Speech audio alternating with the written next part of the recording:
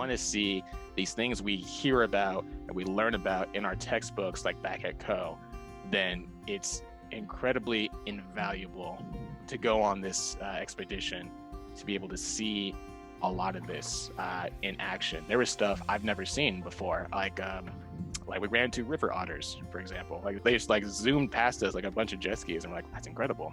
You never get to see that. We saw etchings and paintings on the side of these like stone faces in the boundary waters.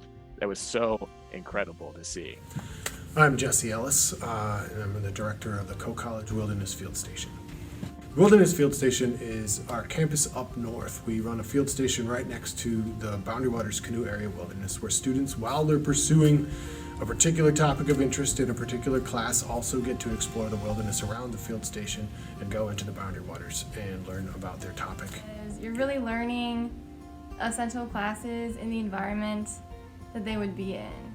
So I took aquatic ecology, surrounded by lakes. It was amazing. And I got so much more out of it than you would get if it was taught on campus. Yeah, so many of our classes are science-based, and those can count depending on which class you're taking as well. They all count for lab.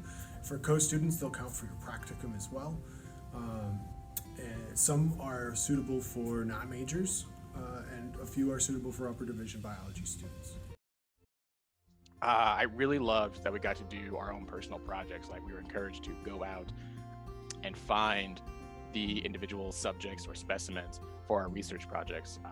We have a couple courses that are great for students of environmental studies, for instance, especially I would say environmental justice, race, class, power, and sustainability, which explores how different groups of people view the idea of wilderness.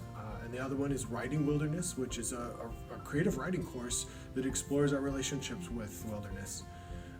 I know each course is different. For environmental justice, we had 3 components. So it was the class, it was camping, and then it was field research. Yeah, our class sizes are generally small because we can only have a class of 8, because we can only take a group of 9 into the wilderness at any one time. That's the federally mandated limit for groups in the boundary waters. So it's going to be your professor and a maximum 8 other students. You know, all the professors, all the instructors up there are very knowledgeable in their subject, obviously, and the fact that it's a smaller class means you have time to break down the harder concepts and to focus on stuff that you may not, be able to understand. You move together as a class. You don't leave anyone behind in the dust. When my advisor first told me about the Wilderness Field Station, I thought we were going to be camping every day, and we were going to be out in the field every day for 30 days for the whole month.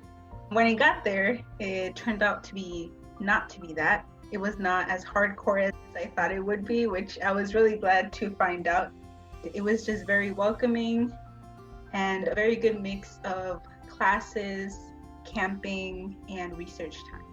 We're not out in tents the whole time. We have a station. Students sleep in a dorm. We have a big dorm building with a number of wings. We eat in a dining hall. We have a lab building with 4 separate classrooms, one for each class that's running at any one time. So that if it is raining when you're there, you can still get your studying done and you're not going to be cold, shivering in a tent the whole time. But then, so after you're there for maybe a week and a half, you will go on trail and pursue your study of those particular topics while you are exploring the wilderness. And in that case, you are canoe camping, carrying all your gear, and sleeping in a tent for that period of time. I did not expect to be out on the waters for, I think it was 2 weeks we were out there.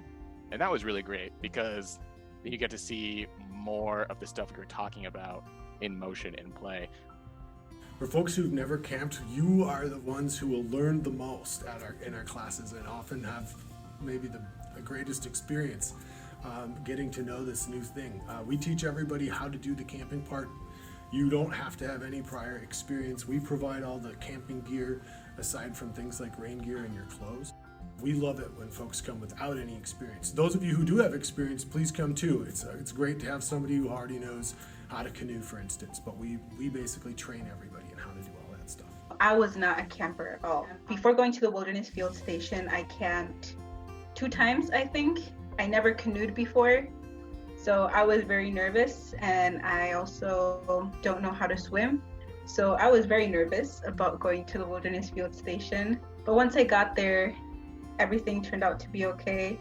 I learned how to camp with a group of people, and I also learned how to canoe, and it was really fun. Well, I highly recommend it, 100%. Even if you're doing it to get an elective out of the way, I think it's so worth it.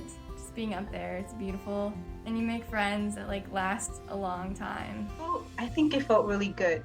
You got to learn more about yourself while you were at camp, and connecting with nature and feeling in ease in your day. Enjoy the opportunity to be able to dump your Nalgene into the water, bring it back up, and not have to worry about getting sick. It's that clean. I've done it many times. It is delicious. If you really want to try something new, if you're willing to try something new and want to grow personally and academically, I would definitely recommend the Wilderness Field Station.